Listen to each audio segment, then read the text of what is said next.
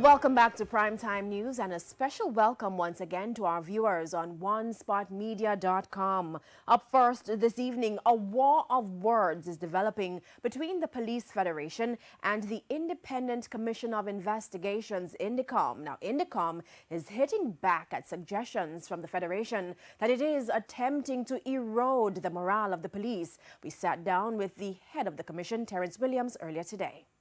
Recent data show a decrease in reports of police misconduct, but INDECOM boss Terrence Williams did not mince words in describing what he suggested is a chronic problem in the JCF. Of all the public institutions in Jamaica, I struggle to find any which has serious cultural disciplinary problems like the police force has.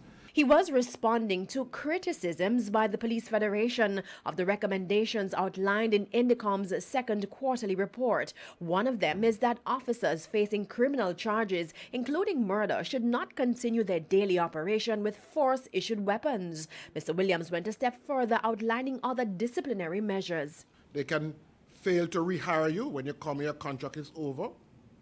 Police can say that you're not likely to be a proper constable and dismiss you. The police can take you off frontline duty and not give you a firearm. There are all these range of things. But we see in Jamaica things done in the JCF which should not be done in any other police force. He stressed offending officers must be held accountable. I think what is perhaps saves the JCF in this regard that Jamaican people don't sue enough. You know, and perhaps cynically, what also happens is that when they do sue, the police are not surcharged. So it is us, the taxpayer, who ends up paying the bill for these clear acts of negligence which come from command failures. Mr. Williams is also suggesting that indiscipline in the JCF is an impediment to crime-fighting efforts. We know we have a crime problem in Jamaica. And we know that there are officers who are trying their best in the force.